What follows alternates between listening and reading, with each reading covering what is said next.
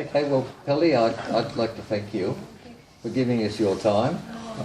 And this lovely Swedish midsummer day. Yes, it is. Couldn't believe it when we heard it was going to be 16 degrees. No, and quite windy though. Yes.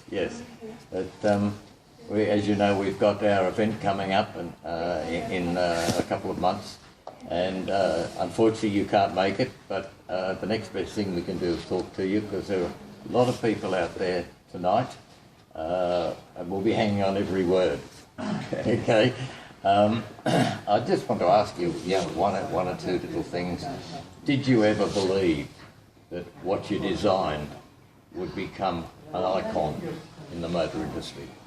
No, I couldn't really, so I'm much pleased and amazed, of course, what it has happened with it, you know, with all the fans around the world who are taking care of their cars, redoing them, you know. Yes. And making them look beautiful, and it's really something for me to see the big interest in the car and through all the P1800 clubs throughout the world. Absolutely. Well, you've created a separate industry, haven't you, really, this restoration? Yes, I was very lucky, as I've told you before, the timing and the circumstances when it all happened. You know, as a young man, just out of school, was able to do this job, you know, which I thought was a job, and afterwards I didn't think much more about it, and it was okay, it was done. And, but what had happened to the last 20 years with the car, how it's being, you know, brought up as a very beautiful car, and pleases me fantastically. It's amazing to see the interest today. Yes, and it is recognised as one of the most beautiful sports cars ever designed. When you think that it was designed in the mid-ish late 1950s, yet today it's right up there.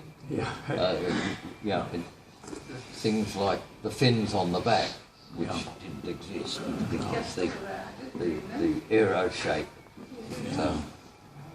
It's just such a wonderful thing to look back.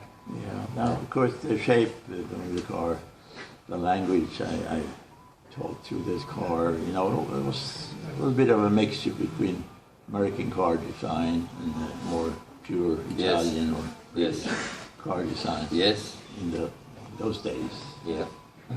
So I find it nowadays a very personal expression that I've brought out for this shape. Yeah. Did you design it for a world audience, or was it more for the US market? Did you have a particular market? Yeah, it was meant to be particularly for the US, the American market. Definitely. Well, we wanted it that way, you know, to promote the brand in America. Yes.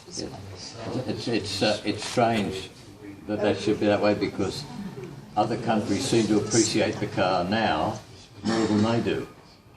In England, Australia, here, Belgium, France. I understand it. That's the way it is. Yes, it's strange. And it's funny to see how many American P1800s are brought back to Sweden to be restored here. Yes. Well, when there's no other source, that's what has to happen. I did ask you earlier, and I'll do it again. Whatever happened to the beautiful wooden mock-up?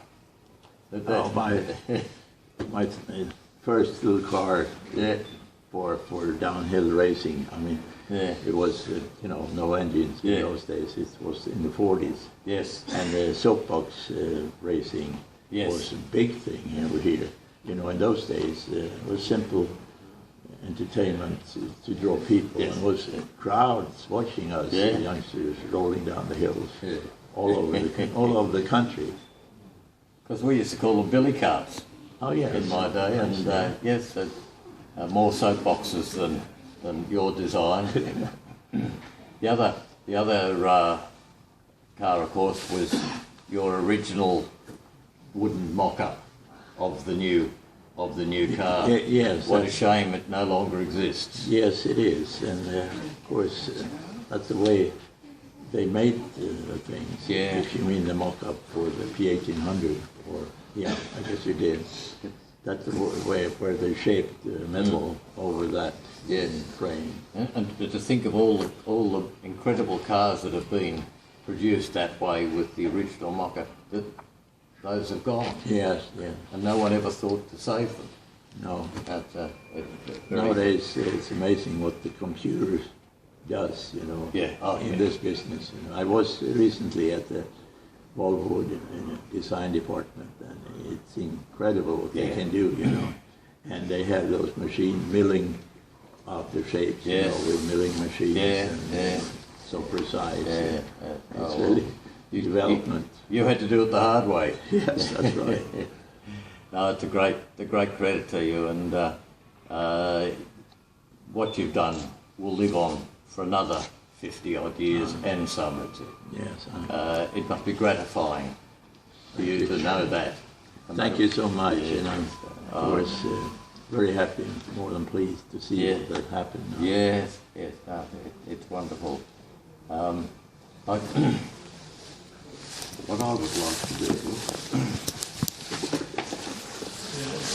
you are here with us tonight, with our audience, and we have given you something as our appreciation. This is fantastic. Yeah, let's take that one out there for a moment. Lift it right out. Wow.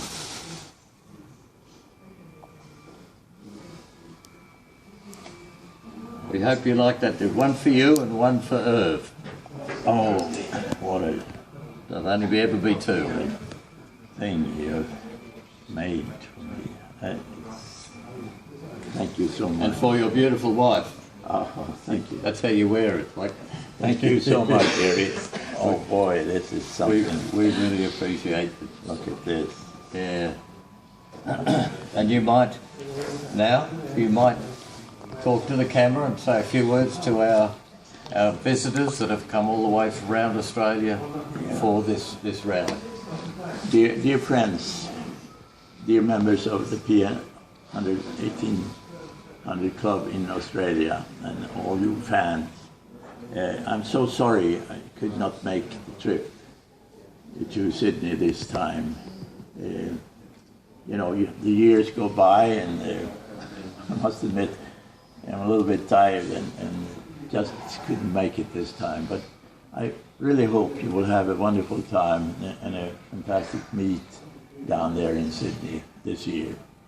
So thank you all for the big interest you show in the car, and thank you again for being where you are right now. Thank you.